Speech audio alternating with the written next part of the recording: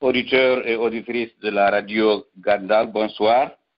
On vous remercie partout où vous êtes ce soir à travers le monde et on vous remercie d'être venus et d'être toujours restés à l'écoute de l'émission de la Commission centrale de Portal Fibantal Dialon sur l'histoire récente de notre pays. Comme vous le savez, à la demande de nos compatriotes qui ne comprennent pas le Peul, nous avons commencé à faire des émissions en français. Et aujourd'hui, nous avons cette émission en français comme on le fait toujours les mercredis. Et nous vous rappelons que nous maintenons les émissions en poulard les jeudis. Donc aujourd'hui, notre émission va porter sur un personnage, et pas de moindre, du système qui a soumis notre pays à la tyrannie et qui a fait que notre pays aujourd'hui traîne derrière les pays africains. Ce système qui a soumis notre pays, notre peuple, à un système dégradant qui n'a rien à se reprocher des systèmes de Beria en Union soviétique et du fascisme hitlérien. Donc, ce personnage dont nous allons parler aujourd'hui, il s'agit de Siaka Touré. Siaka Touré est très bien connu en Guinée pour ce qu'il a fait et ce qu'il a représenté comme tortionnaire, comme maître du tristement célèbre Kambouaro, dont il était le directeur. Donc, au menu de notre émission d'aujourd'hui, il y aura une présentation de l'homme par notre frère Bachir Ba. Il y aura après, en deuxième position, des commentaires des membres du panel de la Commission centrale de Portal. Ensuite, il y aura, et la parole sera donnée au panel de la grande radio Gandal. Et enfin, il y aura maintenant des témoignages, commentaires et questions des auditeurs. Nous rappelons que chacun peut s'exprimer, poser sa question ou bien faire son témoignage ou son commentaire dans la langue de préférence. Quand il aura fini, nous allons traduire avant qu'il y ait la réponse. Donc, nous allons passer la parole à Bachir pour nous faire la présentation de ce personnage sinistre. Donc, Bachir, si vous nous entendez, on vous passe la parole. Ok, très bien. Merci, M. Abdraman Bari. Nous saluons tous nos auditeurs et tous ceux qui nous écoutent aujourd'hui où qu'ils sont. Et nous leur souhaitons une bonne journée ainsi qu'une agréable écoute. Comme l'a indiqué M. Bari, on va revisiter aujourd'hui un personnage de triste renom dans l'histoire tragique de notre pays. Chaque fois qu'on parle de violation des droits de l'homme, de torture, d'assassinat, d'extorsion, le nom du tristement célèbre Siaka Touré revient. Il est connu, mais méconnu en même temps. Donc c'est pour lever des ambiguïtés sur le personnage, le situer en tant que personne et le situer dans le contexte de la dictature et de la mafia de la famille de Sékou Touré que nous allons procéder aujourd'hui. Et sans plus tarder, on va se pencher un peu sur le parcours de l'homme. Ensuite, on va se pencher sur sa carrière. Mais d'avance, nous nous excusons de beaucoup de lacunes parce que, comme chacun peut l'imaginer, la vie d'un tortionnaire n'est pas facile à cerner. C'est une vie secrète, c'est une vie entourée de plein de mensonges, c'est une vie entourée de plein de mystères. Mais nous allons essayer de lever tant que possible ce mystère pour montrer l'homme dans sa nudité cruelle et montrer le système qu'il a servi dans sa tragédie afin que les esprits comprennent que plus on fera attention au fonctionnement, à la naissance, au fonctionnement, à la genèse de ce système, plus on s'en préservera pour l'avenir de notre pays et moins on fait attention comme on l'a fait aujourd'hui toujours, plus le système se perpétue insidieusement, comme c'est le cas en Guinée. La Guinée n'arrive toujours pas à sortir des griffes de l'ornière et de l'héritage du système de Sékou Touré, bien qu'il y ait plus d'une génération depuis que Sékou Touré est mort. Donc, Siaka Touré en lui-même, il est dit qu'il est né à Kankan en 1935. Son père s'appelle Ibrahima Karil Touré, c'est un petit-fils de Samori. Ça a été prouvé, contrairement à la descendance fictive de Sékou Touré. Siaka Touré a un cousin qui s'appelle Manju Touré, qui était aussi un tortionnaire notoire au Kamboaro. Le père de Siaka et la grand-mère de Manju Touré sont nés au Gabon. Le grand-père de Siaka, donc, c'est des cousins. Ils sont fils de Saranké Mori Touré, fils de Samori. Sur le parcours et l'enfance de Siaka Touré, très peu de choses sont connues à part la filiation dont on vient de parler. Mais dans ses études, il paraît qu'il a fait ses études primaires à Kankan. Ensuite, il aurait eu le CEP et de là, il aurait été transféré à l'EPS. Certains contredisent et disent qu'il n'avait même pas eu le CEP, mais qu'il avait été enrôlé dans une école professionnelle comme ce fut le cas pour Sékou Touré. Il n'y a aucune étude sur cette école professionnelle, aucune donnée, mais les témoins indiquent qu'il se rendit en France vers les années 55, après des études qui sont plutôt fumeuses.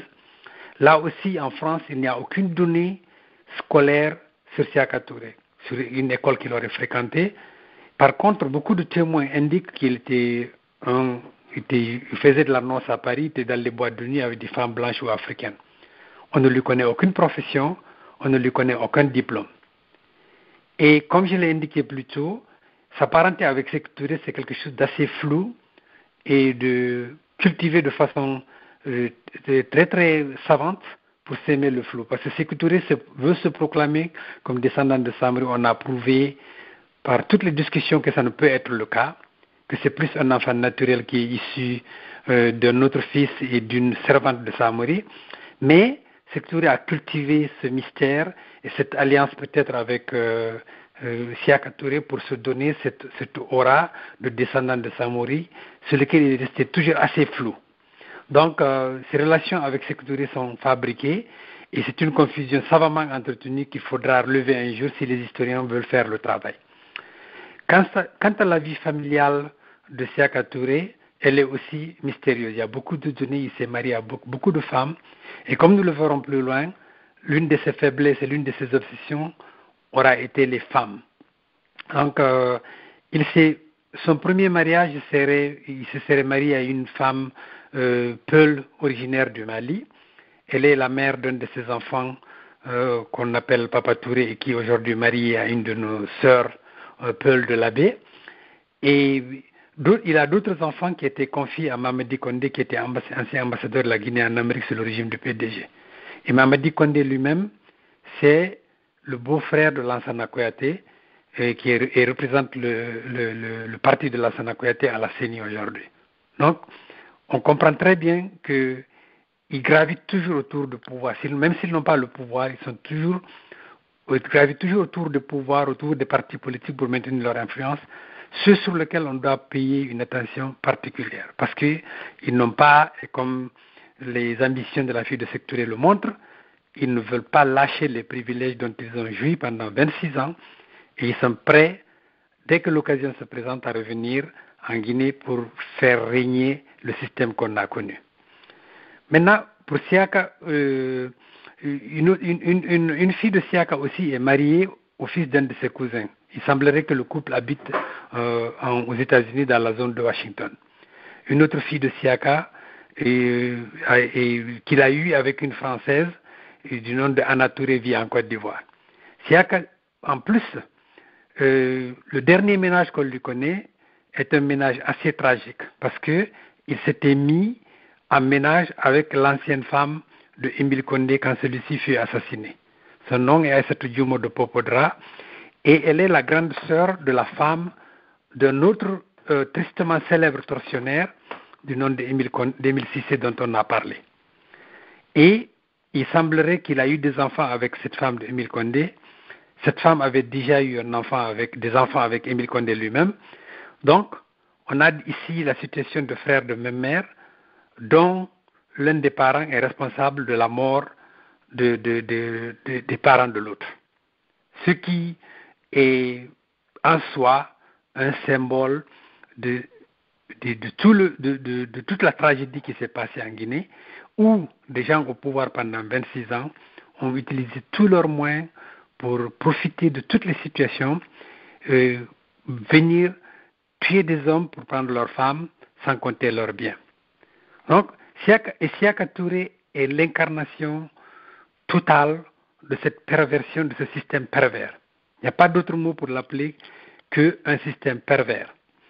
Et il rappelle un peu ce que Fellini a décrit dans son célèbre film Les Maudits, où on voit des nazis qui en arrivent même à vouloir coucher avec leur propre maman, tellement ils étaient pervertis. Donc, pour revenir à la carrière de Siaka, là aussi on a essayé de voir un peu son parcours après ses études un peu confuses en France comme on l'a vu. Il semblerait qu'en 1962, en 1963, quand la Guinée était indépendante et qu'il est renoué avec la famille de Sékou Touré, il a été envoyé en Union soviétique pour faire des études sur les services de renseignement.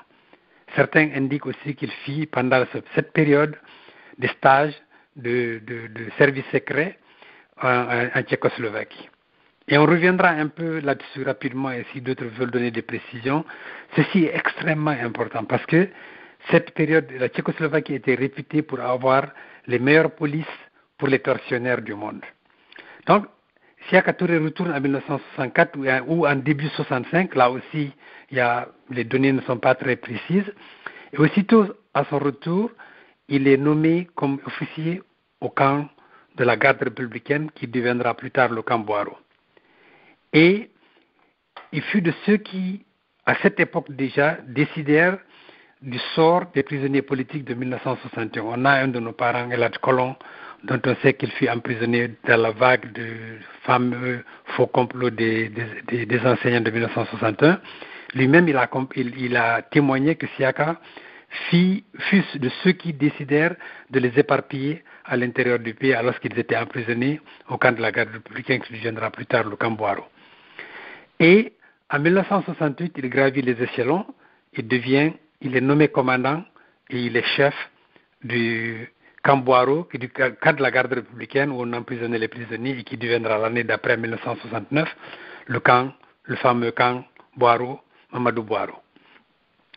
Et quand il devient de là, son ascension politique commence dans le système tortionnaire de profession et de carrière. Il commence une ascension vertigineuse à l'intérieur du système répressif du PDG. Et donc, son trait de caractère majeur, comme on l'a indiqué, c'était la faiblesse et l'obsession pour les femmes.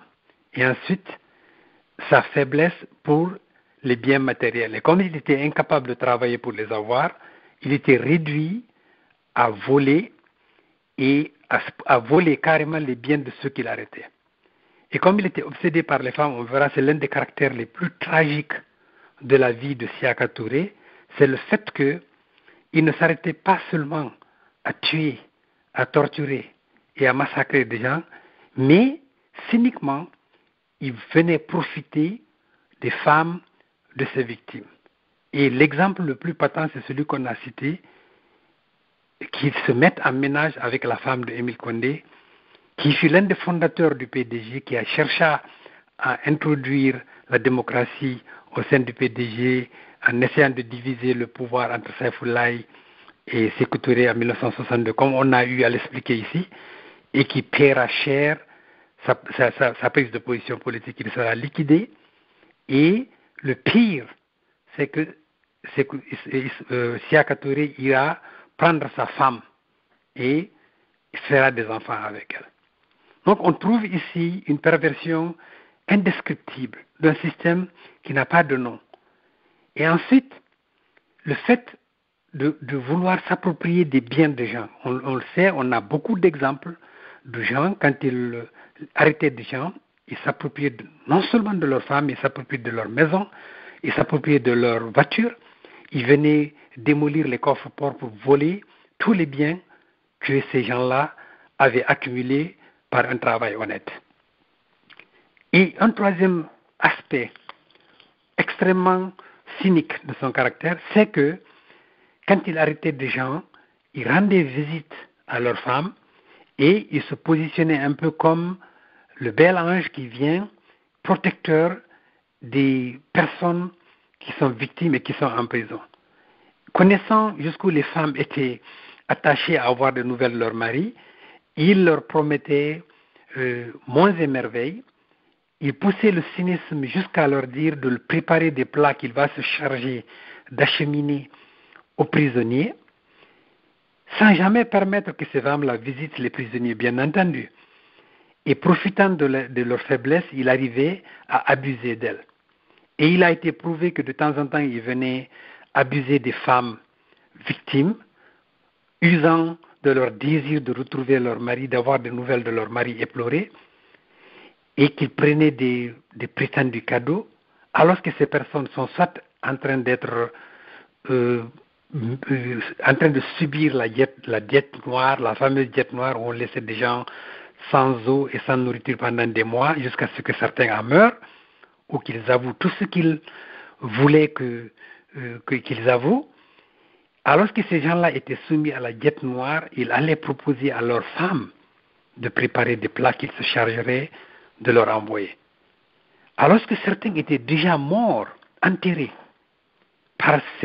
sous ses propres ordres, il allait dire à leurs femmes de préparer des cadeaux pour qu'ils les amènent juste pour pouvoir profiter d'elles, de leur faiblesse, de leur désarroi et de leur désespoir. Voilà, en lui seul, il dépeint un système qu'il est impossible de cerner. Donc, voilà le trait de caractère de l'homme qui a dirigé le Cambouaro de 1965 jusqu'à presque son expulsion du camp, bien que, même après qu'on l'ait nommé gouverneur de Conakry, ensuite ministre des Transports, il continue à exercer son métier de tortionnaire, duquel il tirait un plaisir inouï. Il circulait à Conakry dans des voitures qu'il prenait comme ça, et puis il était présent à l'aéroport, surveillant toujours ceux qui arrivent, ceux qui partent.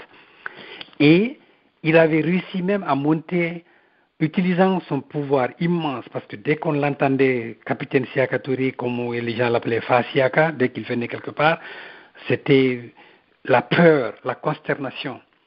Et on sait que dans un système totalitaire aussi, cette peur et cette consternation engendrent une forme de curiosité un peu admirative, parce que c'est un homme imbu de tous les pouvoirs. Voilà qui était l'homme qui sémait la terreur à Conakry et dont le prestige grandit encore plus à partir de 1969, quand, après le faux complot appelé Kamang et Fodeba, il devint réellement le maître de la situation et des prisonniers politiques, accompagné notamment de Lansana Diané comme ministre de la Défense. Et en 1970 surtout, c'était la compétition entre Ismaël Touré, Siaka et Émile Cissé sur le mauvais traitement et les tortures des prisonniers. Et on verra que, au fur et à mesure que le système se rodait dans ces tortures, dans ces assassinats, il y aura des contradictions entre les différents acteurs de cette équipe de tortionnaires et d'assassins, et ils sacrifieront la personne qui n'était pas la plus proche de la famille, c'est-à-dire Émile Cissé. Voilà donc, et rappelons que Émile Cissé, qui mourra, dit-on, sous les ordres et l'acharnement de Siaka Touré, c'était la petite sœur, il avait épousé la petite sœur de la femme que Siaka Touré avait prise après la mort de Émile Condé. Et Siaka donc, il allait courtiser les femmes, il avait un prestige énorme, il avait une influence sans fin, ça lui permettait de collecter des informations en envoyant des femmes auprès des gens qu'il voulait arrêter. Il avait la haute main sur la torture, sur la vie, sur la mort, sur les arrestations, et c'était devenu un sinistre personnage que tout le monde dont tout le monde implorait d'être protégé. Donc, voilà comment il fonctionna, assassinant plein de gens, dont le compte est impossible de faire. Ce qu'on sait qu'en 1977, déjà, il avait dirigé avec le général Toya les répressions des femmes.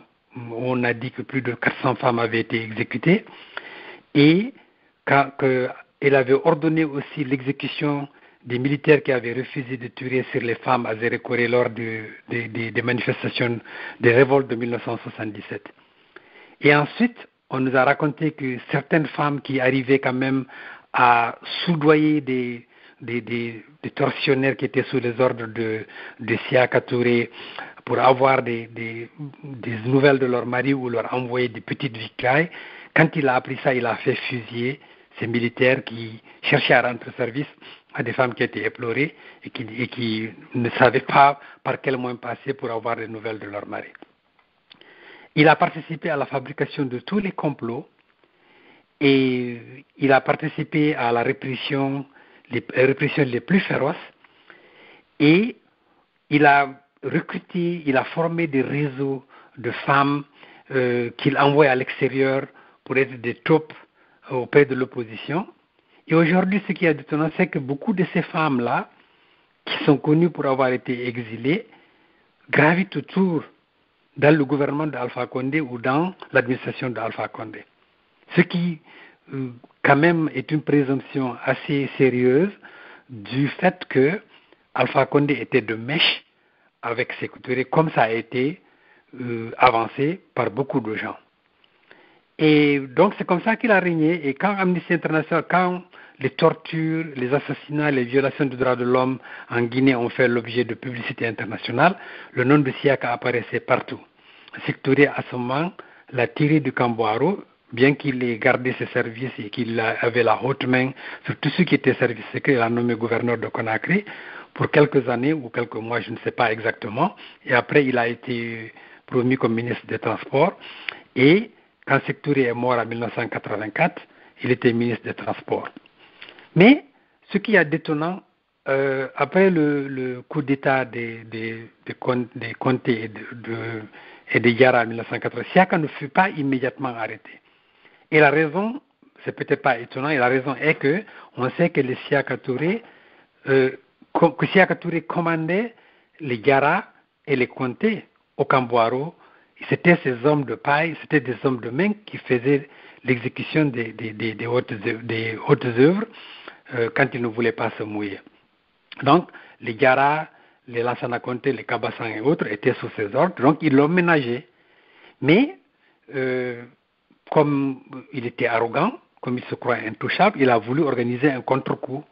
Et en essayant de recruter des militaires pour aller bombarder le palais du peuple, alors que le CMRN, le comité militaire qui avait fait le coup d'État, était réuni. Mais le coup avorta, et c'est à ce moment qu'il fut arrêté, et il fut emprisonné avec le reste de la famille de Sékou Touré, et par le régime militaire. Et on sait qu'en 1985, après la tentative de coup d'État de Yara, toute la famille fut liquidée, et que parmi les 35 personnes qui furent liquidés, qui furent exécutés le 5 ou 7 juillet 1985, 35 étaient des proches de la famille de Sékou. Parmi les 35, il y avait 33 qui étaient des proches de la famille de Sékou Touré. Cela en soi montre le caractère familial et mafiotique de ce règne qui a sémé la terreur en Guinée pendant 26 ans.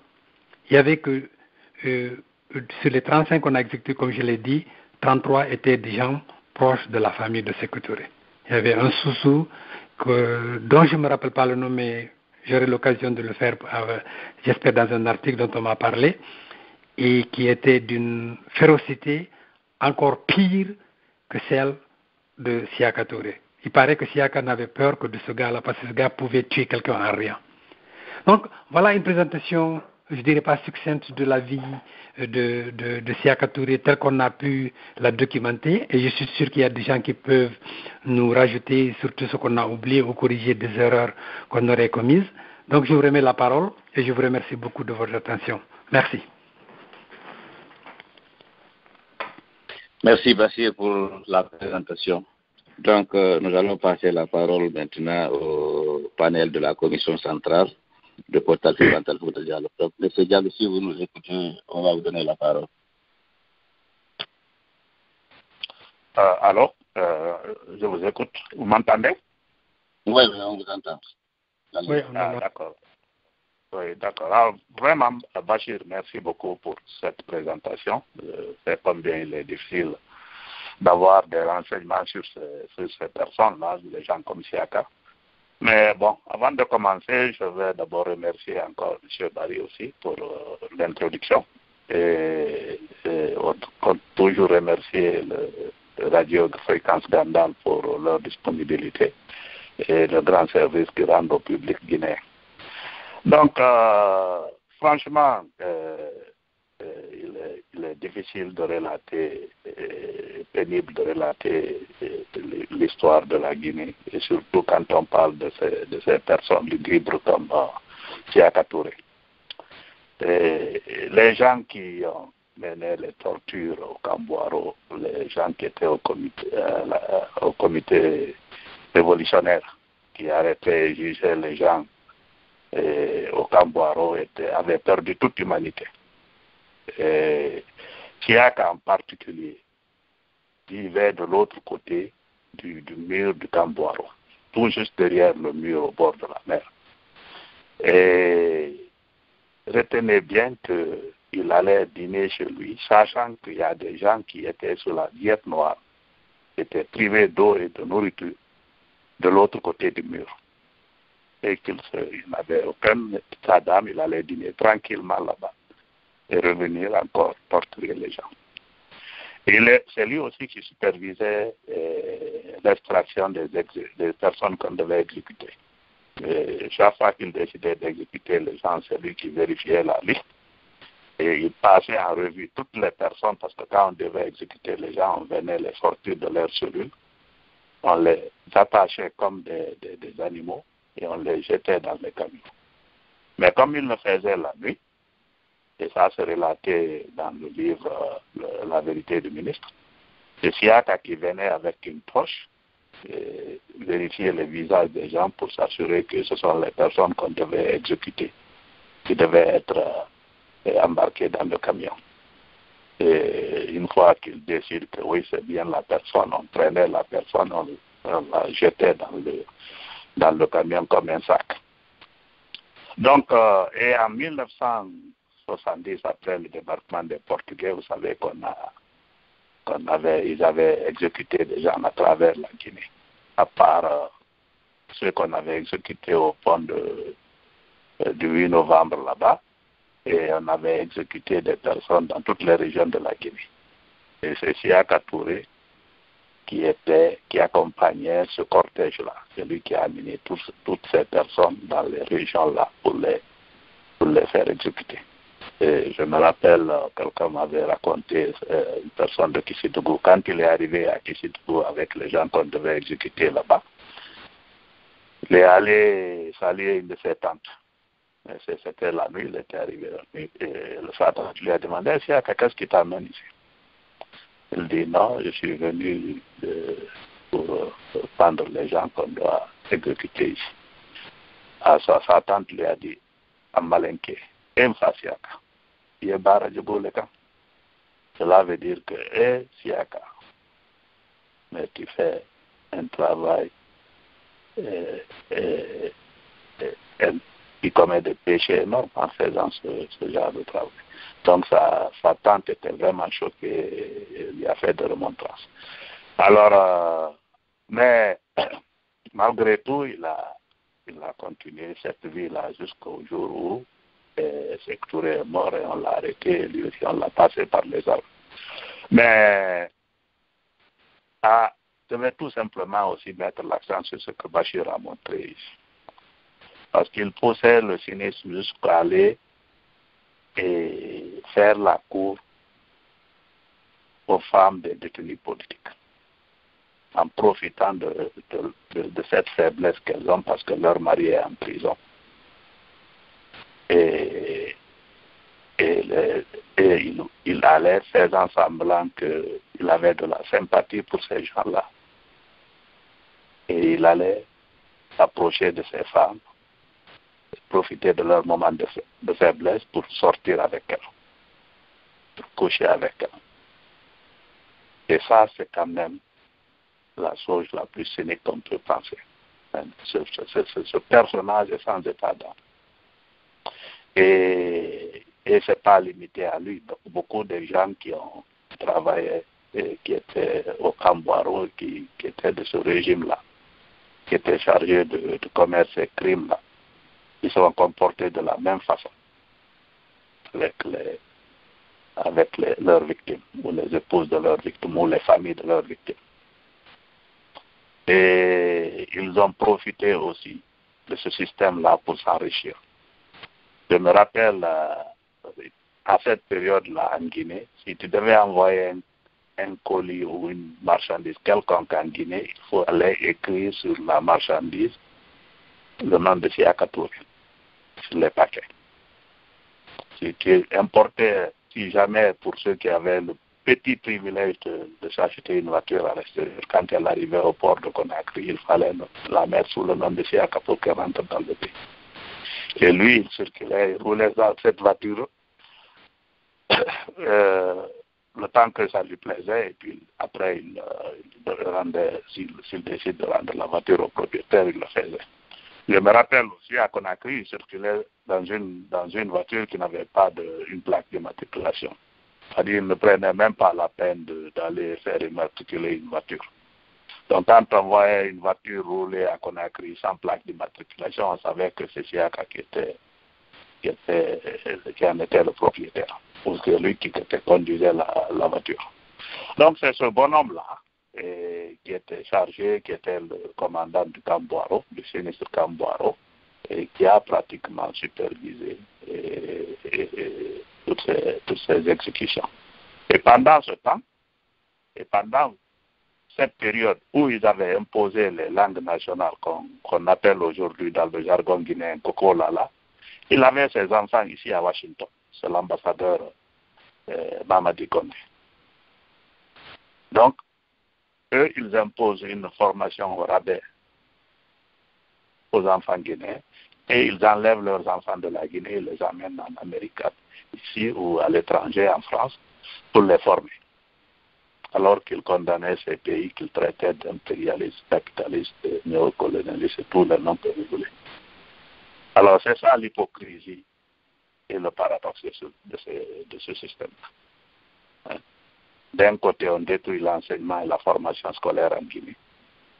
Et de l'autre côté, on enlève ces enfants et on les amène à l'extérieur pour les former. Parce qu'eux-mêmes, ils ne croyaient pas à ce système. Et ils savaient que ce système n'avait pas d'avenir. Mais comme le bon Dieu fait bien les choses, et quand le bon Dieu n'a eu à bord de ce système-là, Sékou Touré est mort subitement par surprise. Et il s'est trouvé que Siaka, un mois avant la mort de Sékou Touré, il était tombé à l'aéroport, soudainement. On l'a évacué au Maroc, je crois. Et Sékou Touré est mort, il n'était pas en Guinée. Donc, il est revenu précipitamment et il est tombé sur le coup d'État qui a dépassé après l'enterrement de Sékou Touré. Et comme Bachir l'a indiqué, ils ne l'ont pas arrêté sur le champ.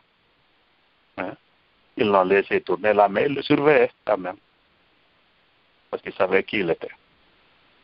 Donc, un jour, il a organisé l'assassinat des membres du comité militaire de redressement national. Il y avait une réunion au palais du peuple et il a envoyé un commando là-bas pour les liquider. Et heureusement, les militaires qui gardaient la salle, l'entrée de la salle, ne les ont pas permis de rentrer là-bas avec les armes. Quand ils ont essayé de forcer, les gens ont tiré sur eux. Après, ils sont allés cueillir Siaka et ils l'ont amené à Kindia.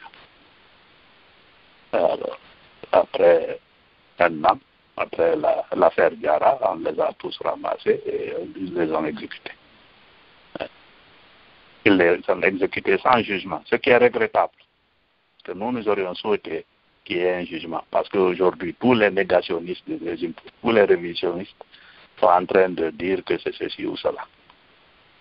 S'il y avait eu un jugement,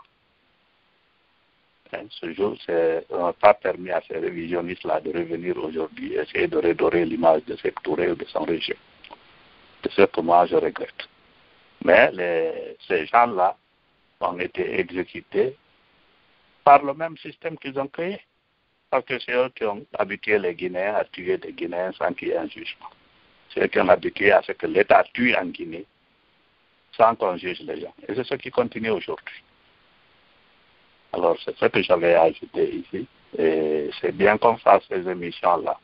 Et j'invite les gens, et que les gens sachent, si nous insistons, si Portal Sibantal Koutajalon insiste pour qu'il y ait la justice en Guinée, pour que la Guinée soit un état de droit, pour qu'on évite de revenir encore sur un système pareil, parce que le système n'a pas changé. Alpha Condé l'a ramené, il s'est entouré de des descendants de ces mêmes personnes, et ils sont en train de piller ce pays. Donc je viens jusque-là, je vais rendre la parole à M. Barry, qui est le modérateur, pour continuer l'émission. Merci beaucoup. Merci, M. Diallo, pour vos commentaires et témoignages. C'était un personnage qui était partout pour faire le mal. On sait qu'il était encore à l'aéroport. Il allait fouiller tous les avions qui étaient de passage à Conakry dans sa salle 2 hommes de faire du mal aux Guinéens. Et nous savons tous encore qu'il avait entretenu des femmes, des prostituées à l'extérieur qui étaient des informantes, mais en fait, c'est des femmes qu'il avait envoyées là-bas quand il quittait ces femmes-là, des fois, pour des raisons de pécule, étaient obligés de se livrer à la prostitution. Donc, on ne peut pas finir de parler de tous les maux que ce sinistre personnage a causé à notre pays. Monsieur Diallo aussi, Monsieur Thierno Ibrahim Diallo aussi, vous nous écoutez, vous aussi, on veut que vous augmentiez, que vous donniez vos commentaires et témoignages, s'il vous plaît. Merci, Monsieur Barry. Je suis là et j'ai écouté l'émission depuis le début. Nous remercions très sincèrement Bachir Ba et M. Abdourahmane Barry et M. Diallo Lamine pour la qualité de cette émission. Nous cherchons à faire comprendre à la génération actuelle, ceux qui n'ont pas connu le régime totalitaire, nous cherchons à leur faire connaître la vérité. Et nous fournissons beaucoup d'efforts pour que nous donnons les nouvelles et sur la vérité de ce qui s'est passé. Nous utilisons beaucoup de sources. En ce qui concerne cette personnalité, tous les Guinéens qui ont vécu à cette époque savent qui est Siaka Touré. Je crois que dans beaucoup de pays au monde où il y a eu le totalitarisme, il y a eu des gens qui ont eu des renommées, mais une renommée aussi grave, aussi cynique que Siaka Touré, c'est réellement rare. Siaka se faisait l'homme le plus bon. Il se montrait aux gens, il parlait avec les gens, il se faisait des amis, alors que il est en train de tuer les gens jour et nuit au Kambouaro. Il semblerait qu'un jour, comme je l'ai dit en langue poulard le jour qu'on a fait l'émission en poulard, il y a un détenu qui a essayé d'attirer son attention sur quelque chose. Ils étaient là au dehors. Il a essayé de poser une question. Siaka lui dit de se taire. Il a insisté parce que ce qui est sûr, ce qu'il voulait dire à Siaka, c'était important. Il a insisté et Siaka a pris un fusil, a tiré sur lui, il l'a tué, sans savoir ce que le type voulait dire. Alors, une fois aussi, Siaka Touré est allé à Kankan. C'est sa ville natale. Qu'est-ce qu'il fait? Il vient rendre visite dans une famille. Quand la famille l'a vu, le père de famille a pleuré comme un enfant. Toute la famille a crié et le voisinage, ils se sont tous réunis là-bas. Chacun, quand on voit Siaka, on commence à crier et à pleurer. Bon, les gens ont cru que il y a un décès là-bas. Alors, quiconque vient, on dit que c'est Siaka Touré là-bas. Certains courent et se retournent. Alors là, Siaka a dit non, je ne suis pas venu pour faire quelque chose, pour arrêter quelqu'un. Non, je suis venu juste pour saluer. Il est parti. Mais la peur là a tellement fait mal au père de la famille, on ne peut pas tout raconter. Donc, s'il arrêtait quelqu'un, il prenait généralement sa voiture et il conduisait n'importe comment, il enlève l'immatriculation et il roule à Conakry avec une vitesse extraordinaire. Et même certains de mes amis racontaient que lui, il ne connaît pas, il ne peut pas conduire doucement. Parce que nous, on était jeunes, donc on croyait à tout ce qu'on racontait, que lui, il ne peut pas conduire normalement. Donc, il faut toujours que ça soit avec vitesse. Un jour, il a fait accident. Sékou Touré a eu tellement de sympathie pour lui, pour l'accident là. Alors, il a dit à Sékou qu'il était obligé de conduire doucement. C'est ce qui a fait qu'il a fait l'accident. C'est-à-dire que ce sont des gens, on ne peut pas raconter, on ne peut pas les qualifier réellement parce qu'ils étaient complètement déshumanisés. Ils n'étaient plus des humains en réalité. Quand on torture un ami, on le tue, on le torture avant de le tuer. Ce n'est pas humain réellement. Et dans le livre de Kaba, j'ai oublié si c'est Kaba 43 ou Kaba quoi, il a expliqué qu'un certain Kouyaté, Siaka l'a appelé, c'était un ami à lui. Siaka l'appelle à la présidence. Il vient jusqu'au niveau de la mosquée. Il entend une voix qui lui dit de se retourner, de ne pas venir. C'était à 14 heures. Mais il s'est arrêté un peu, mais quand même il a continué un peu. La même voix encore crie sur lui. Ne va pas là-bas. Mais il a continué. C'est dans le livre là que j'ai lu ça. Bon, il a continué. On a ouvert quand les gardes au dehors l'ont vu. On lui dit, rentrez. Il est rentré.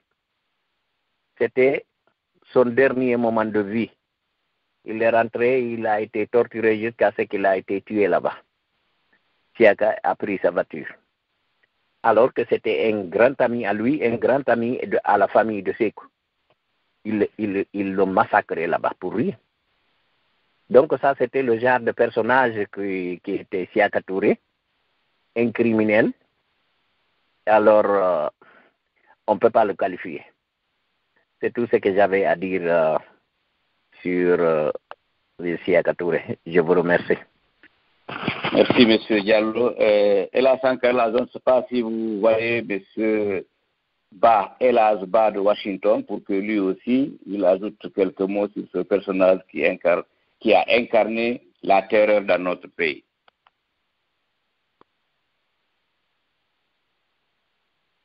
Ok, là, Ibrahim, vous avez votre micro fermé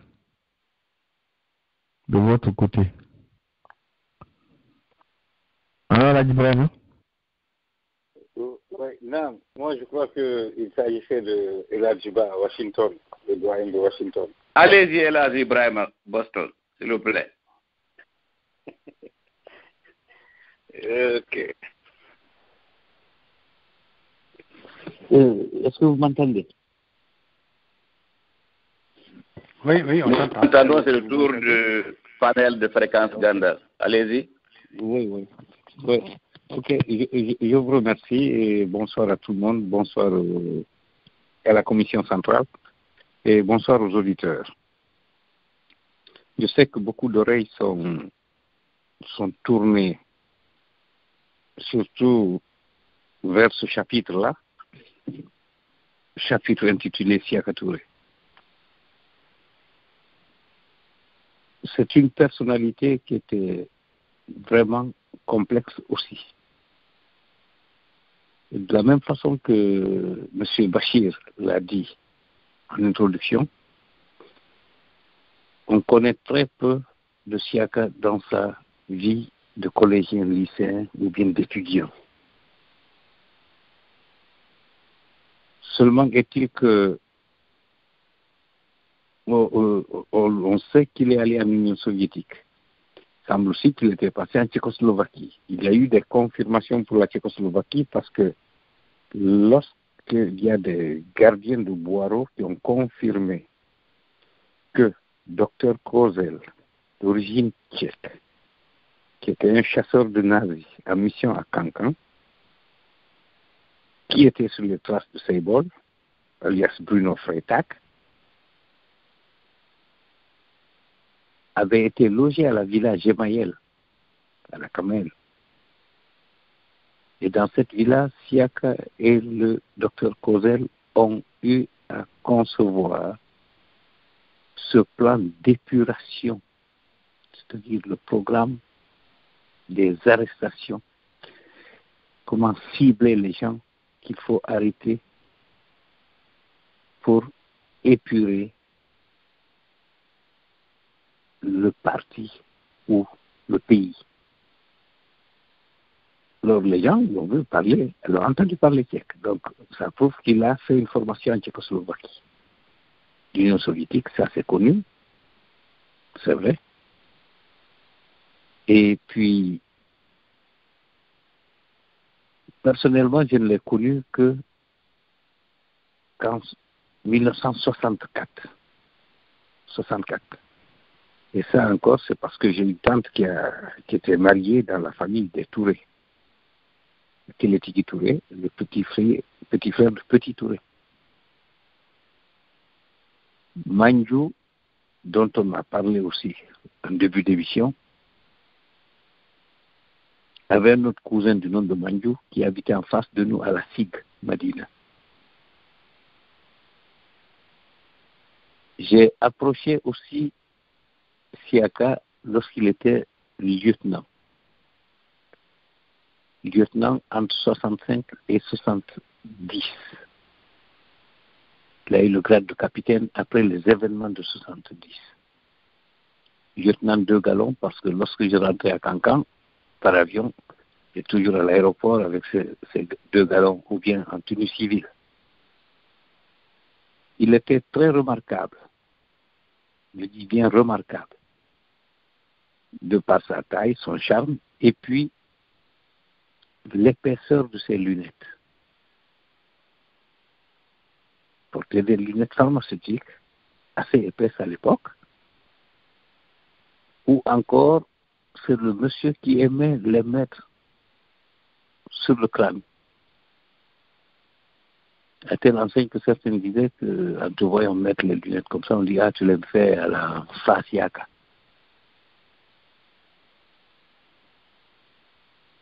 Alors, en 70, 71, plus précisément 71, j'étais au lycée de Cancan. Quand il s'est agi de la purge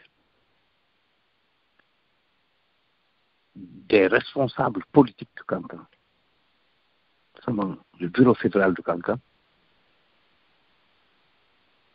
le comité régional de la GRDA, et c'est dans ça que l'ancien ministre et ambassadeur de Paris, Lamine Camara, a été arrêté, Lamine Camara Kapi, M. Nabé Mamadi de la Culture, M. Banafo de Camara, tout cela, Mme Guédoua, et y compris M. Barissa Massafé qui était gouverneur. Et le ministre délégué de la Haute-Guinée, M. Bama Marcel Mato. J'étais présent lors de l'arrestation de M. Barry Samba Sassé à la permanence de Kankan. Là, c'est Émile Cissé qui avait organisé, qui était là, qui parlait. Ils ont fait parler au marabout. Et là, Fodé Bafele, qui a cité le nom de la plupart du bureau fédéral de Kankan. Et la cerise sur le gâteau, le nom de M. Barry Samba Sassé, gouverneur, qui était assis là, dans la permanence qu'il a construite pour Kankan.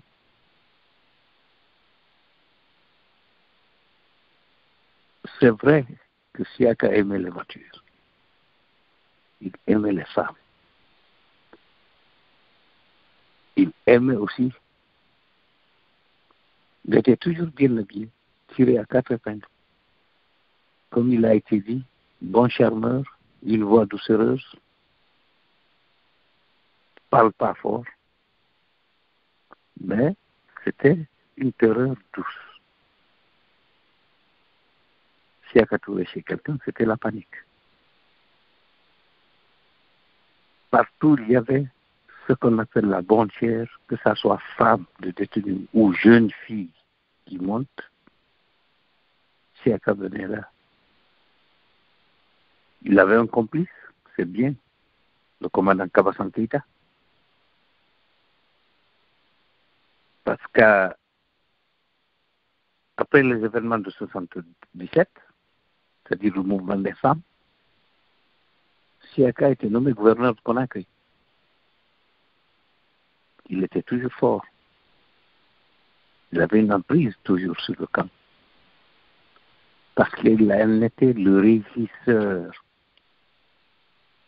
Vous savez, pour revenir un tout petit peu en arrière, c'est en 1961 que le commissariat, 62, que le commissariat spécial du camp de la Camaïne aurait été créé. C'était ça la police du parti. Et M. Kera Karim était fondateur de ça.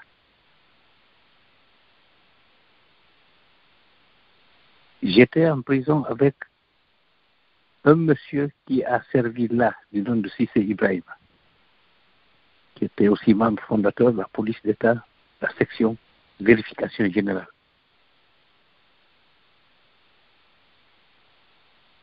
Ce Ibrahim Cissé est de la famille des Cissé de Bokeh. C'était un élément de la garde républicaine, mais qui travaillait au compte de la police. Alors, si vous voyez que Siaka, de son retour des études, des renseignements généraux et autres, a été affecté à la garde républicaine, c'était dans le cadre de la police politique. Un nom a été cité tout à l'heure, le nom de Beria. C'est le chef de la police secrète de Staline. Quelqu'un qui faisait disparaître les gens, faisait des jugements comme il voulait, décidait avec ou sans la complicité de Staline. Et Siaka, c'était ça. C'est le Beria de Sékou Touré. Le stalinisme qu'il y a eu à ce moment-là. C'est le meilleur exemple. Parce que Dieu sait que j'ai vu beaucoup de trucs sur Beria. Alors, Siaka et ses jeeps, c'est comme les Tchaïka du temps de Beria, des voitures qui prenaient des gens et qui partaient, on ne revoyait plus la personne. N'oublions pas aussi, parce que le point commun qu'il y a là entre Beria et Siaka, c'est que Staline, c'est que du temps de Staline, on parlait de communisme international, donc on pouvait prendre un membre du Parti communiste d'un pays étranger, l'amener à Moscou, le juger et l'exécuter.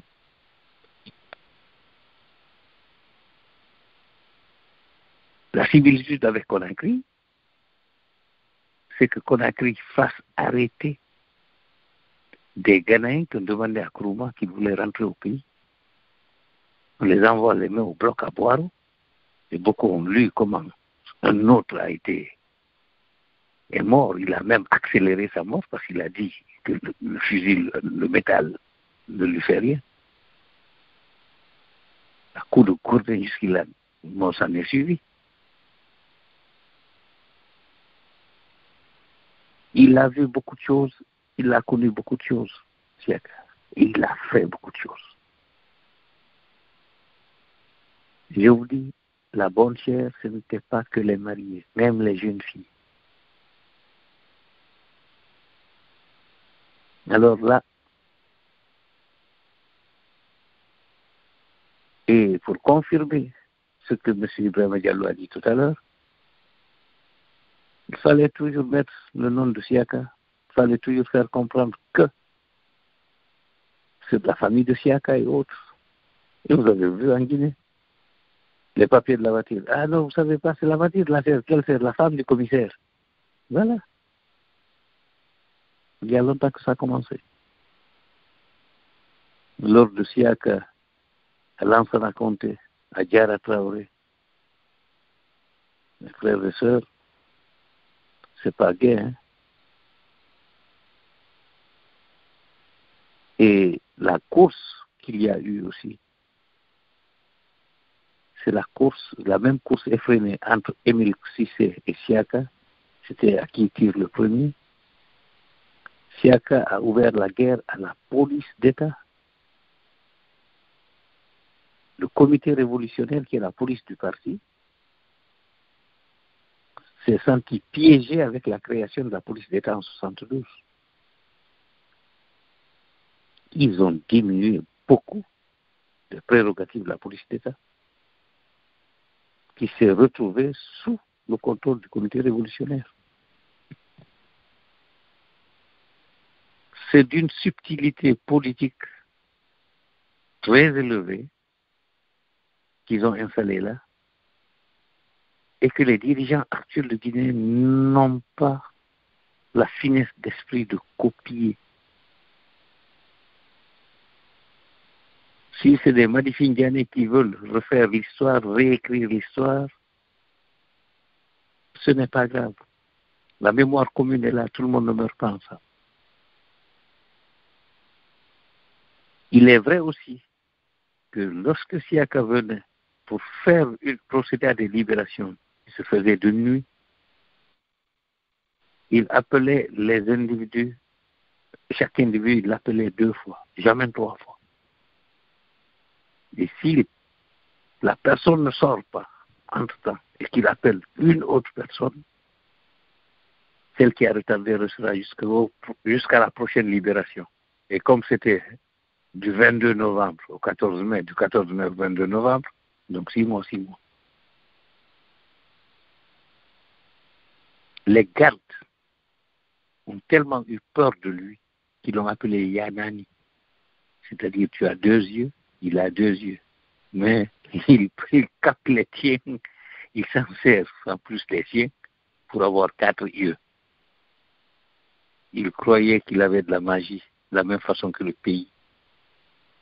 Vous savez que Siaka, que Sékou, était immortel. Interdit de faire communiquer. Quand il parle, quand il dit c'est-à-dire envoyer le bloc. Mais bon, faites-le descendre. Hein. Faites-le descendre, je dis. Puis c'est pas grave. Mais, ça a été dit dans beaucoup de livres, et ça c'est vrai. S'il arrive qu'il vous voit en cellule ou bien dans la cour commune, bonjour, ça va? Et le moral? Demande le moral au prisonnier. Comment va? C'est pas cynique. C'est son travail qu'il fait. Mais Dieu ne dorme pas. Mes frères et sœurs, c'est pas aisé, c'est pas gai, mais ça a été ça. Ça s'est réellement passé. Beaucoup de choses se sont faites. Et maintenant, il y a eu aussi des scandales que beaucoup n'ont pas compris. vers les années 76-77, il y avait eu des boîtes concentrées de tomates avec des écritures grecques dessus. Il semble que ça, c'était un détournement de cargaison de navires. Ça a été débarqué clandestinement à Conakry. Et il semble que Siaka était là-dedans, avec la complicité de Moukarim, qui était le consul honoraire de la Grande-Bretagne à Conakry. Les Moukarim, c'est eux qui avaient la torréfaction d'Abondi et puis propriétaire d'immeuble là où il y a la Bissigi Niger. Et c'était un fanatique et supporter du ASIA. Donc, Siaka était membre de la Fédération guinéenne. Vous comprenez? Et quand on vous dit aussi qu'il a envoyé des femmes comme agent secret, on va citer la femme de Pathé Diallo, ancien reporter sportif, que nous avons retrouvé en Côte d'Ivoire, mais qui a commencé par San Pedro. Avant elle, il y a eu le journaliste de la RTG, Cheikh Ahmed Tidiane Diallo, que M. Lamine reconnaît là. Et c'est ce monsieur qui cherchait à faire venir des journaux pour organiser des interviews, payer et gagner de l'argent. De la même façon qu'une Chantal Cole.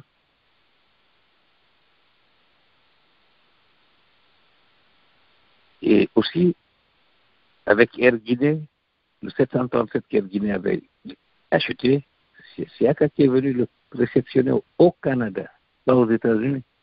Il était ministre des Transports. Collection de voitures, tout ça, il en avait. Mais l'on propose, Dieu dispose. Je m'arrête là parce que la Sakarila doit rajouter quelque chose et répondre aux questions. Je vous remercie et je suis à l'écoute, je suis à côté. Merci Elage, merci pour votre témoignage. Elage Sankarela, la parole vous revient maintenant. Merci. Merci Abdraman. Moi, je n'ai pas grand-chose à dire, hein. Tout a été dit ici. Il faut savoir que Siaka était cynique. Avec sa voix de femme, il était toujours à l'aéroport, à l'arrivée des avions. C'était un plaisir pour lui. Le plus souvent, des gens sont signalés. Si vous achetez un livre à Dakar, un livre, par exemple le livre de Jean-Paul Alata, il y avait un jeune homme à l'aéroport qui signalait immédiatement. Il était à la librairie. Je le vois encore. Et dès que vous arrivez à l'aéroport, vous êtes signalé, il vous arrête et vous amène directement. C'est des exemples comme ça qui font légion. Lui, il tuait, mais quelqu'un d'autre n'avait pas le droit de tuer. Et les gardes étaient à sa dévotion. Tout garde qui surprenait en train d'aider un prisonnier avait son arrêt de mort sur place. Son cynisme, c'est quand il a enterré vivant à Dixine un garde qui s'était rébellé et qui a tiré. C'était un sacrifice ou quoi? Je ne sais pas. Mais c'est au cimetière de Dixine, à côté de la mosquée de Dixine, le cimetière un peu en contrebas, où il a enterré vivant en plein jour. Plein jour. C'est tout ceci là, c'est pour vous dire son cynisme. Il n'a jamais aimé, par exemple, Émile Cissé, qui disait être plus proche de Sékou Touré alors que ils étaient tous cyniques. C'est lui qui a décidé de l'éliminer de la sorte. Donc, Siaka, c'était extraordinaire, mais c'est comme ça. C'est comme ça. Il te tuait, et il ne rendait pas compte à Sékou. Sékou disait de tuer, il tuait immédiatement. Lui-même, il tuait. Et je pense qu'on n'a pas grand-chose à dire de tout ça. Je vous rends l'antenne parce que ça fait mal au cœur. La dernière fois que je l'ai vu, c'est à la veille de son accident à l'aéroport. Comme il est toujours à l'aéroport, comme Dieu fait bien les choses, il a fait un accident et le col de son fémur s'est brisé. Et tous ont eu le même problème. Et le général Lansana Diané également, c'est la même chose. Ils étaient tous en soins au Maroc. Mais quand Sékou est mort, le destin les a rappelés. Ils sont tous revenus. Ils sont allés en prison. Il est mort comme les autres, attaché avant d'être jeté dans le camion comme il le faisait faire, ou il le faisait lui-même, arrêter, attacher les gens. On les attache, on les jette dans le camion comme des colis et on les amenait tués. C'est comme ça qu'ils sont morts, eux aussi. Quant aux voitures, ils aimaient les belles femmes, mais ils aimaient aussi les belles voitures. Ils conduisaient bien, hein? Quand on dit qu'ils ne conduisaient pas bien, non. Le jour où les femmes se sont révoltées, ce jour-là, les commissariats ont été attaqués. Je l'ai vu, c'était au mois d'août. Je l'ai vu vers Dixine. Il y avait un petit commissariat. Après, Proa, à droite. Il est venu jusque-là et les gens étaient révoltés. Il était dans une Peugeot. Je me souviens encore orange. Il avait fait une marche arrière au milieu de la chaussée. De Koproa jusqu'à Madina. En marche arrière. Mais à toute vitesse, hein. C'est quelqu'un qui aimait la vitesse, mais qui conduisait aussi très bien. Parce qu'il allait toujours très vite pour éviter qu'on le reconnaisse, mais les gens connaissaient les voitures. Quand une belle voiture débarque au port de Conakry, avant que son propriétaire ne laissait, il fallait qu'il laissait avant. C'est lui qui la sortait du port. Il roulait là comme il voulait et après il rendait la voiture. Quelquefois, il ne rendait pas la voiture, il mettait la personne en prison pour avoir importé une voiture du genre. Mais quand c'est un des leurs, un de la famille, il rendait après la voiture. C'est des petits cas comme ça, mais c'est un homme bizarre, dangereux, et c'est pour ça que beaucoup de gens n'ont pas aimé la liaison de son fils avec une fille dont le père a été torturé au Camboiro par lui-même. Par lui-même et ses hommes. Je vois l'antenne. Et là, Sankarala, merci beaucoup. Donc, on va passer la parole maintenant aux auditeurs. Et celui qui veut intervenir, il peut intervenir dans sa langue de choix. Quand il finira, il va nous donner le temps de traduire en français. Et maintenant, il y aura la réponse. Et on passe au suivant. Donc, Ella Sankarala, vous allez donner la parole à ceux qui veulent intervenir. Alors que les gens demandent la parole.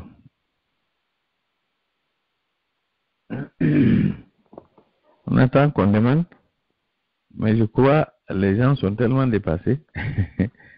Souvent, ils ne demandent pas la parole. Ok, donc d'ici là, Ella Sankarala, je vais placer quelques mots. Je vais dire que si Sékou Touré, Siaka, Ismaël et leurs hommes de main sont morts, il faut savoir que le système qu'ils ont instauré et entretenu n'est pas mort.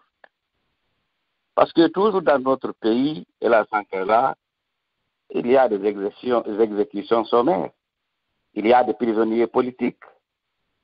Il y a par exemple le cas de 30 jeunes enlevés et torturés au camp de Soronkoni à Kankan. 2 sont morts.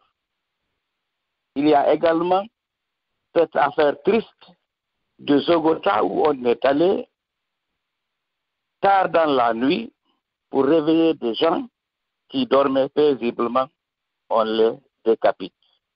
Il y a eu l'affaire Womé. Il y a eu les tueries de Diaoné que nous connaissons, des personnalités comme ça, de Elaz Amadou Wouri. Nous nous rappelons de cette femme, de cette jeune femme, mère de 6 enfants, qui a été tuée dans sa cour à Conakry il n'y a même pas longtemps. Donc, il faut quand même que nous soyons plus déterminés à mettre fin au système que Sékou Touré nous a laissé. Il y a assez d'exemples. En Guinée, en 1998, nous savons ce qui s'est passé à Kapororaï. Nous savons qu'en en 2006-2007, il y a eu des viols de femmes, on a dit, même dans les mosquées à Conakry. Nous savons ce qui s'est passé le 28 septembre à Conakry. Donc ça, ce sont des faits qui nous interpellent. Et nous devons savoir maintenant que même la communauté internationale commence à perdre patience. Parce que il faut se rappeler maintenant qu'il est plus ferme que diplomatique. Nous avons su le compte rendu de la visite de la représentante permanente du secrétaire général des Nations Unies sur la lutte contre les violences contre les femmes en période de conflit la fois dernière et qui a mené à la constitution du comité de pilotage pour préparer le procès temps attendu du 28 septembre. Nous savons que effectivement le gouvernement guinéen a subi une pression parce que le chef de l'État aurait dit dans le rapport même que nous avons reçu, on a fait publier dans le site guinéen, et il a été dit qu'Alpha Condé a, comme il le dit toujours, que tous les crimes sont vagues. Et là, quand même, la communauté internationale n'a pas accepté ça de sa part. Et nous avons compris quand même qu'il y a eu pression parce que dès que la commission a quitté, d'abord elle a rendu compte de ça, on a senti sa frustration dans la déclaration, dans le compte rendu, et effectivement il y a eu la formation, la constitution de ce comité de pilotage et qui effraie l'avocat de Dadis. Nous avons suivi que ce gars-là est en train de pleurer que vraiment il y a la communauté internationale qui fait partie du comité de pilotage. Donc, la peur commence à changer de camp. Il suffit que nous soyons plus déterminés. Et là, c'est maintenant que nous voyons un gouvernement guinéen, depuis l'indépendance jusqu'à présent, un membre du gouvernement guinéen veut dire s'expliquer devant les citoyens guinéens à l'extérieur. Parce que les 2 dernières fois que le ministre de la Justice est venu aux États-Unis, les Nations Unies l'ont mis en chose. Et ils ont, avec leur pression, il s'est expliqué 2 fois devant Pota Libata Foutadialon et sa commission de justice. Ça veut dire que quand même, vraiment, les choses commencent à marcher, à aller dans le bon sens. Et nous devons savoir, il y a un autre exemple qui doit nous dire quand même qu'il y a l'espoir si nous continuons à nous mobiliser. La CPI a effectué plus de 16 voyages en chose à Conakry pour s'enquérir de l'état d'avancement des préparatifs du procès du 28 septembre. Donc, c'est vous dire quand même qu'il faudrait vraiment... Et il y a un autre exemple, Ella Sankarela. L'année dernière, il y a eu un voyage que la sous-secrétaire d'État des États-Unis aux droits de l'homme et en compagnie de la représentante du secrétaire général des Nations Unies pour la lutte contre les violences exécutées sur les femmes en période de conflit à Conakry. Et nous avons eu une confidence qui est sûre. La délégation a rendu visite à l'Assemblée nationale. Quand elle est arrivée, alors le président et les bureaux ont commencé, les membres du bureau de l'Assemblée ont commencé à remercier les États-Unis pour avoir meublé et à équiper le bureau de l'Assemblée. Et la réponse qu'ils ont reçue, ce n'est pas celle qu'ils attendaient. La réponse a été une autre question.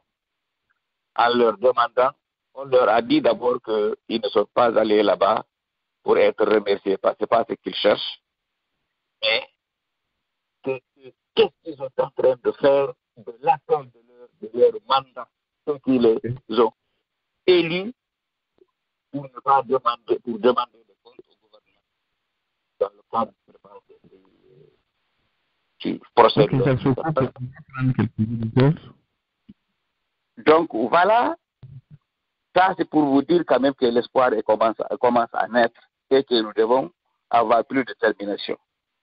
Donc si vous avez quelqu'un qui veut intervenir, on va lui passer la parole et après on va continuer. Allô? Allô? Oui. Hélas, bonsoir. Bonsoir. Vous allez bien?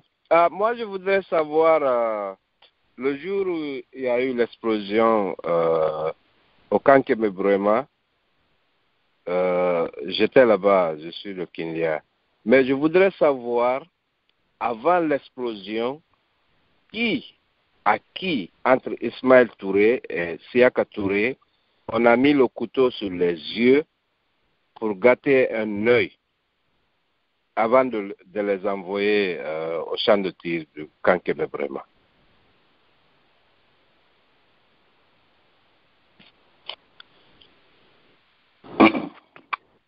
Bachir, tu vas essayer. Je n'étais pas au courant de cette nouvelle réellement, donc je ne peux rien dire, mais bon, on va chercher ensemble que la question a été posée ouvertement. Je peux parler un peu? Voilà, oui. Tu as la parole. S'il vous plaît. Parce que l'explosion a eu lieu à 3 heures du matin. Nous, on était dans le dancing du phare de Guinée.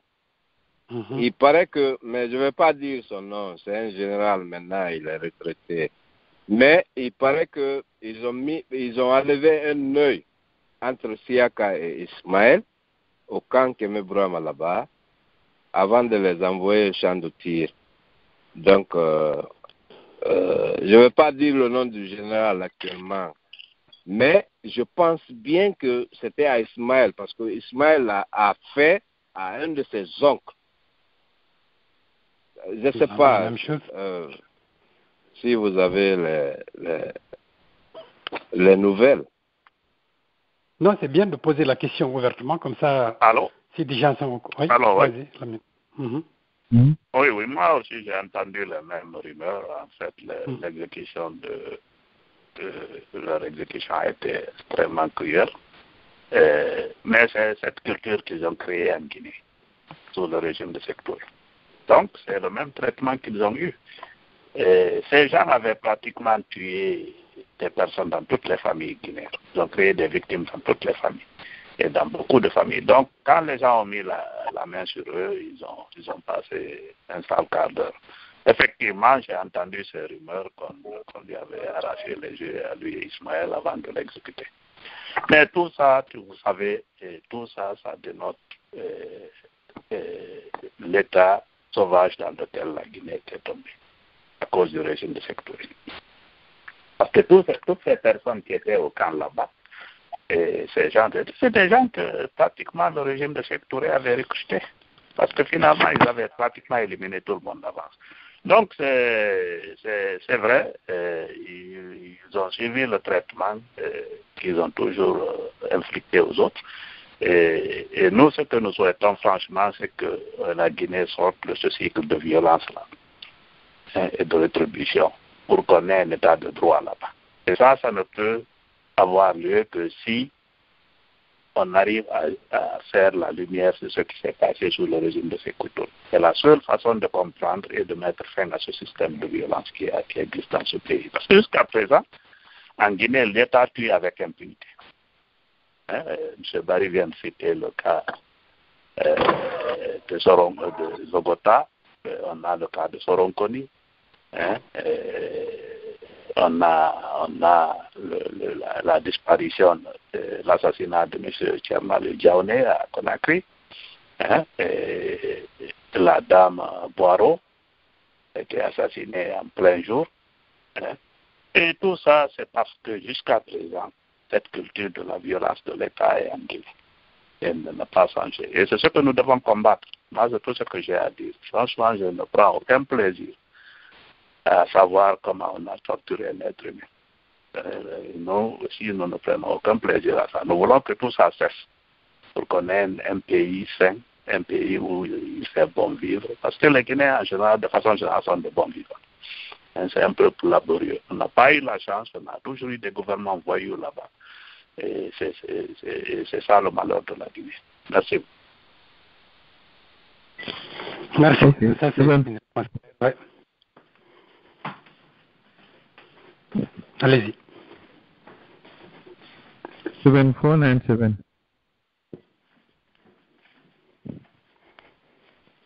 Ah, il a lâché. Balde. Commandant. Allez, commandant. Je pense que vraiment, Portal fait beaucoup de choses, mais je crois qu'il faut beaucoup faire encore, puisque il y a un problème. Vous avez vu, Alpha commence à dire ici que le mouvement des syndicats, qu'il y a un problème, comme on appelle, il y a un problème qui avait ou qui est monté pour lui, contre lui. En fait, il est en train de préparer quelque chose. En fait, si vraiment les Guinéens ne sont pas pour la situation d'Alpha, il va nous créer un autre problème qui sera plus que chose, comme on appelle Sékou Touré, puisque vous avez vu comment il a arrêté le syndicat et il est en train de préparer des gens qui peuvent faire arrêter. De fait, et vous savez, lorsqu'il va déclarer ça, si on ne va pas devant, lui, il va préparer pour lui et les gens vont écouter, les gens vont accepter, les gens vont l'accepter, ils vont lui dire qu'il a raison. Puisque lui, il a déjà préparé, les gens qui vont arrêter. En fait, il faut que les Portal nous aident pour qu'il vraiment, et la population guinéenne, tout le monde se lève pour que, surtout nous, les gens qui sont à l'extérieur, pour que la situation, qu'on arrête la situation d'Alpha dès maintenant. Merci beaucoup. Moi, c'est ça que je voulais augmenter. Puisque l'affaire des gens qu'il a arrêté tellement, je ne veux pas parler beaucoup des gens là, puisque il y a mon oncle qui fait partie, et j'ai beaucoup de gens qui sont là-dedans. De fait, dès que je parle à ça, je pense à ça, il y a eu beaucoup de gens qu'on a perdu beaucoup de gens. Et Dieu seul qui peut nous Dieu qu'à nous aider. La Guinée n'est pas bon. Alpha veut nous créer notre problème plus que ça. Merci beaucoup. Allez, c'est ça. Aja Binet. Allo, assalamu alaikum. Alaikum salam. Alaikum salam. Oh, hidon nandulam mi anda yo mi woli e pular ka e français. Ah, ko wole français. Français. C'est l'émission en français. Oh, ok. Ko joni mi naati mi nani le sujet c'est parler de Siaka Touré. C'est un personnage en fait que je ne connais pas bien, je ne l'ai pas approché, mais j'ai eu l'occasion de le rencontrer. Il y a une chose que j'ai retenue à Conakry, c'est je l'ai rencontré à l'occasion de mariages. Vous savez, ce n'était pas possible pour les grandes familles Peul de se retrouver. D'abord, on est très nombreux et on ne passe pas inaperçu. Donc, s'il y avait un mariage, un grand mariage, je donne un exemple, sans nommer les mariés, mais certainement beaucoup de vous les connaissent. D'entre vous, je veux dire. La fille est de Dalaba et le marié est de Labi. Donc, deux grandes familles qui se marient. Ça veut dire que tout Conakry, en fait, devait assister à ce mariage.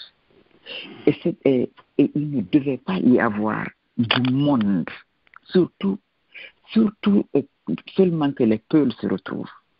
Donc, les deux familles ont décidé de prendre pour parrain Siaka Touré pour échapper à beaucoup de choses. Donc, c'est là que j'ai approché Siaka parce que j'étais un peu close à la mariée. C'était un personnage, en fait, très charmant, comme vous l'avez tous dit. Il était toujours tiré à quatre épingles, très bien soigné et qui se sentait tout. Il avait toujours un très bon parfum.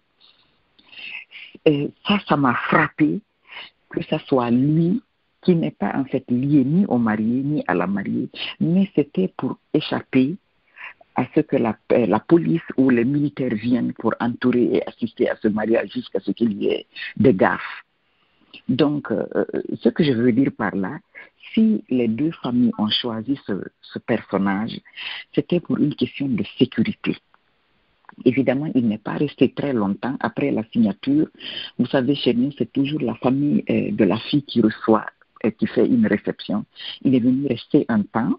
Après, il est parti. Mais cela a permis aux deux familles de passer un bon moment pour qu'il n'y ait pas de gare, pour qu'il n'y ait pas d'interruption, jusqu'à ce que tout soit fini. Ensuite, il y a même les cas de décès. Partout où tu allais, tu rencontrais ce bonhomme. Même en cas de décès, il fallait qu'il soit là. On a perdu une copine d'enfance qu'on appelait Dalanda Sass. Elle était une belle fille, par accident. Alors, tout le monde est venu. Mais figurez-vous, on ne devait pas pleurer. Et tu t'imagines à une personne que tu as connue, avec laquelle tu as grandi, tu as passé beaucoup de moments ensemble. Alors, moi, je donne un exemple sur moi. J'ai appris ce décès, j'étais en ville. Pour que je vienne à la morgue de Donka, cela m'a pris, on dirait que c'était une éternité. C'était très long. Donc, dès que je suis descendue du taxi, et comme vous le savez chez nous, pour exprimer la douleur, il fallait que tu te roules par terre et que tu te mettes à pleurer et raconter en fait ce qui t'a lié à cette personne. Alors, il y avait pas une équipe, il y avait un groupe de personnes qui venaient à ta rencontre. Dès qu'on te voit descendre de la voiture et que tu mets les mains sur ta tête, tu commences à pleurer. Il y a un groupe de personnes qui venaient te prendre. Non. Wataoulou. Je les regarde, je dis, quoi? Wataoulou. Il faut absolument que je pleure. Je ne peux pas arrêter de pleurer parce que Dalanda est une amie d'enfance à moi. Alors quelqu'un m'a soufflé à l'oreille. Tu as vu Siaka est à côté. Je me suis retournée, effectivement, je l'ai vu. Pour la première fois, j'ai croisé ses yeux. Et figurez-vous, j'ai ravalé mes larmes. Ce sont les deux occasions-là que j'ai eu, enfin pas une chance, que j'ai rencontré ce personnage qui était quand même mystérieux. Tu le regardes comme, je ne sais pas si c'est M. Barry qui a souligné, il parlait comme une femme. Il avait une belle carrure, bien arrêtée. Quand tu le vois, tu dis que c'est voilà l'homme. Mais quand il parle, tu te demandes, mais on dirait que c'est Maman qui parle ou c'est Fatmata ou bien c'est Aïcha ou c'est quoi. Il avait une voix de femme. Ensuite, à l'aéroport, il était toujours à l'aéroport, en fait, pour tout ce qui part ou pour tout ce qui arrive. Il aidait en fait certaines personnes, il aidait certaines personnes qui revenaient de leur voyage à ce qu'on ne fouille pas leur bagage. Est-ce que vous voyez? Parce que chacun cherchait à approcher ce bonhomme. Donc il y avait des comment on dit ça? On cherche le mot maintenant en français, je m'excuse. Sabou. Un sabou pour s'approcher de Siaka et pour que Siaka intervienne pour qu'on ne fouille pas sa valise ou jusqu'à ce qu'il il disait toujours, bon, la prochaine fois, laissez-la partir. Ce sont les 3 fois là que j'ai eu à approcher ce bonhomme. J'ai retenu sa belle carrure, toujours tirée à 4 épingles, toujours bien habillé et qu'il sentait un très bon parfum. Et comme Barry a dit, il savait être gentil. Quand tu le vois rendre visite ou quand tu le vois parler, chuchoter des gens, sourire, tu ne peux pas imaginer ce que tu as appris que ce bonhomme a fait, a torturé des gens ou qui a liquidé des gens.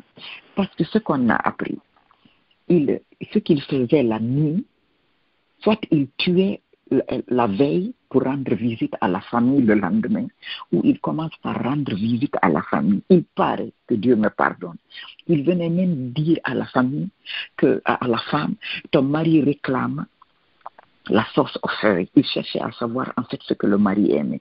À ton mari, il dit qu'aujourd'hui, ce qu'il veut manger, c'est la sauce à feuille que tu as préparée. Imaginez la joie de cette femme, d'abord d'avoir des nouvelles de sa famille, de son mari, de deux, que ce bonhomme si craint, que tout le monde craint, vienne chez elle pour prendre un repas et amener à son mari. Donc c'est difficile de comprendre ce bonhomme qui peut être si gentil, si doux. Il vient rendre visite et le soir même pour tuer ou torturer. La question que je me pose moi-même avant de la poser, comment ce bonhomme-là arrivait à dormir ou à rester avec sa famille, sa femme, ses enfants, être gentil, être affectueux avec sa famille, alors qu'il a arraché la vie au père de certains enfants. C'est cette question que je me pose tout le temps, figurez-vous. Je m'arrête là. J'espère que j'ai apporté quelque chose de positif. Merci beaucoup. Au revoir. Merci beaucoup, Adja Binta.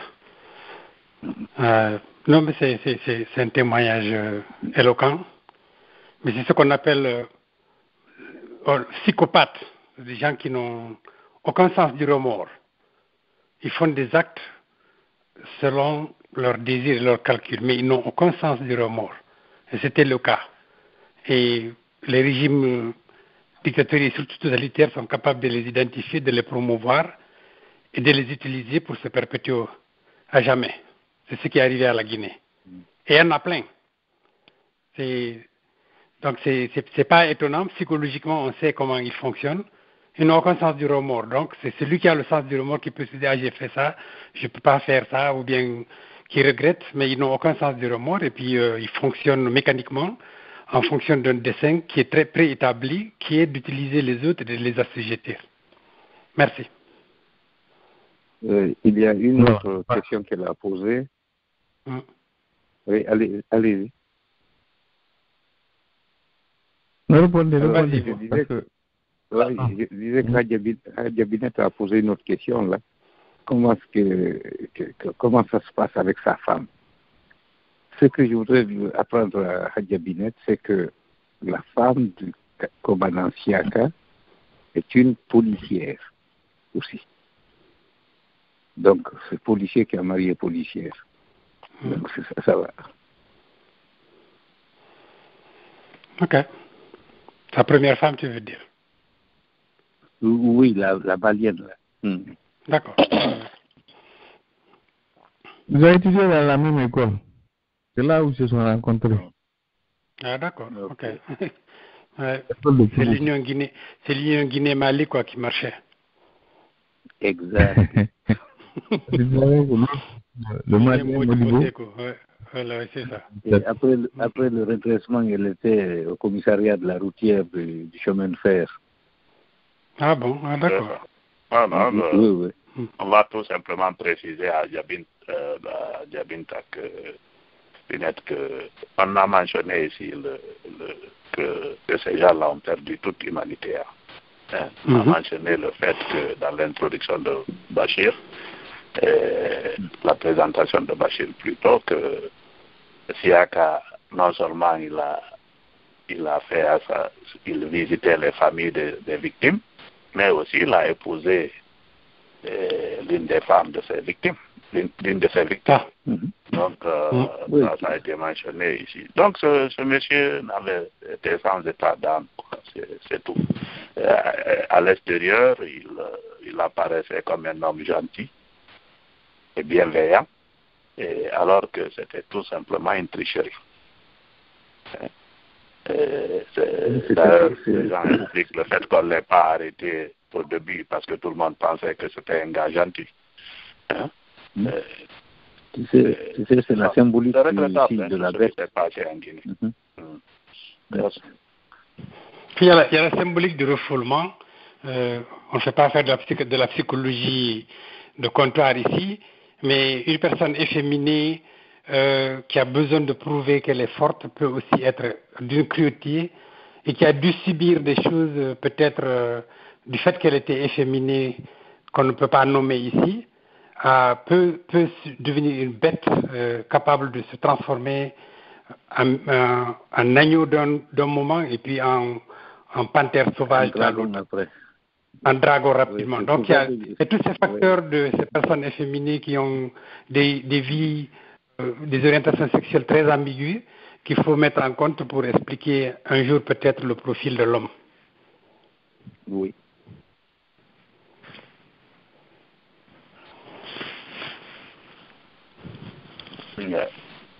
Voilà, je pense qu'on va conclure maintenant. Ah, Aladji Dramano, vous pouvez conclure pour nous là-bas, s'il vous plaît. Ok, donc, Ella Sankarla, on vous remercie. On remercie les auditeurs et les auditrices pour leur fidélité à notre émission, quand même. Et comme je l'ai dit, il faudrait toujours qu'on soit plus exigeant pour qu'il y ait la justice dans notre pays. Parce que sans la justice, il n'y aura pas de paix, il n'y aura pas de développement, il n'y aura pas de démocratie. Et pour qu'il y ait la justice dans notre pays, il faut qu'il y ait l'effort de chacun et de tous. Et je crois que c'est le bon moment de commencer. Bon, dénoncer, c'est contribuer quand même à faire que la justice soit une réalité en Guinée. Et nous avons des informations. Nous connaissons des victimes. Il y en a beaucoup. Nous tous, nous connaissons des victimes en Guinée et partout de ce système. Parce que c'est le même système. Donc, venir donner ces informations-là lors de nos réunions ou bien même, vous connaissez le numéro de Ella Sankarela, vous pouvez nous contacter, vous pouvez donner les informations, faisons ensemble, formons un front commun pour aller trimballer ce gouvernement-là devant la justice. Et nous avons des exemples qui sont très encourageants. Nous avons vu que la fois dernière, il y a un réfugié libérien qui a porté plainte à la CEDEAO contre le gouvernement guinéen. Et la Cour de la CEDEAO a condamné le gouvernement guinéen. Ça, c'est des signes encourageants que nous aussi, nous devons commencer à faire pour les victimes qui sont en Guinée là-bas. Les encourager d'abord à accepter de témoigner. Ça, c'est très important. Nous vous demandons, au lieu de dire que c'est Portal, Portal, c'est l'organisation de nous tous, l'organisation de tous les Guinéens qui veulent quand même qu'il y ait la fin de l'impunité et qu'il y ait la justice dans notre pays. Donc, si aujourd'hui il y a Grenade, l'enfant là qui est en prison là-bas, c'est toujours parce que le système est là, il persiste. Vous savez que quand Alpha Condé a organisé ce qu'on a appelé la continuation du complot permanent, c'était en 2011, on a torturé quelqu'un qu'on a lancé par la fenêtre. Donc, ça nous dit beaucoup de choses. Donc, il faudrait quand même que nous acceptions quand même de contribuer à cet effort-là, à supporter notre commission justice pour la Guinée. Nous vous invitons à le faire. Et maintenant, qu'est-ce que je vais vous dire? C'est que nous sommes à l'approche du mois de carême. Et je crois que même les sots, même s'ils ne vont pas gêner, mais quand même, je sais qu'ils vont essayer de se cacher au moins. Donc, il n'y aura pas d'émission durant le mois de carême. Et après le carême, nous allons continuer les émissions comme d'habitude. Le mercredi, ce sera l'émission en français et le jeudi, l'émission en langue pulaar. Donc, demain, il y aura l'émission en langue pulaar et sur Sékou Touré. Vous savez que Sékou Touré a toujours menti aux gens en croyant que lui, il n'a pas eu besoin d'argent, il a laissé les biens, l'économie, il n'a pas du tout volé. Alors que maintenant, l'actualité nous montre que c'était un mensonge. Nous savons tous que son enfant a été arrêté la fois dernière au Texas et les langues commencent à se délier et la presse commence à écrire maintenant sur ses biens.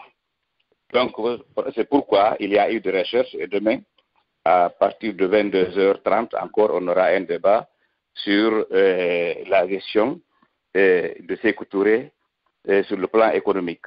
Donc, nous vous invitons, ce sera en langue poulard. Donc, après le carême, on va reprendre les émissions et nous promettons qu'après le carême, il y aura peut-être, nous avons espoir qu'on pourra vous faire écouter le discours de Sékou Touré sur la situation dite particulière du Fouta Djallon, comment il a insulté le Fouta.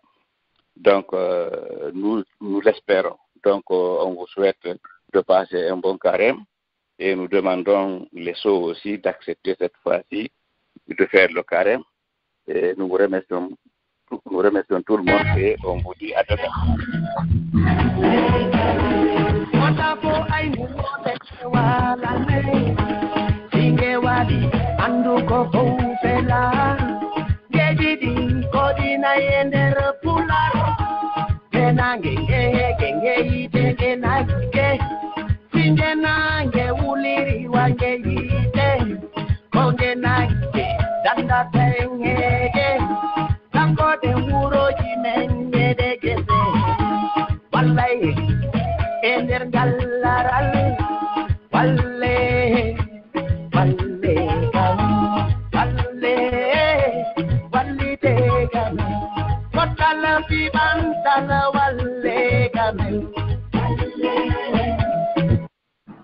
Joman koniya fanomen surramen yandi tawirtoymen kala tembuɗo tumbi toŋeji amen bala uji yo tembumo tumbana en allahumi torikema faabi to men hiwumen wota yedduɓe jamfito men kala magaño wiiɗo no lorrude en yo alko adade o hewtude en si wona allahu nangani en ɓe wonɓe e bonnude bannana en miɗo felliti ande waɗay kame en yo faabito en yo tambito en taw accutuwayɓe hoore men himo andi no fandiri doole men galu ɗuuɗa feere no majjiri en yo wanaɗo galonji ala e men yo faabo taw accuɓe hersina en tarɓe no naati e diina men hino jiiɓa no dinga e hoore men piya julɓe no wirta ɓe ñaaɗana en fena tooña ɓe hippo kambana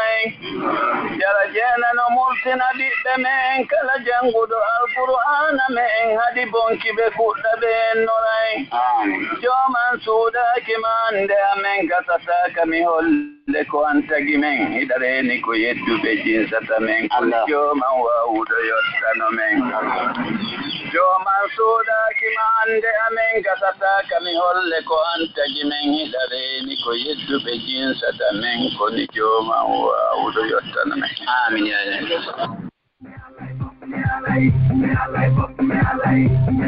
Fréquence Gandal.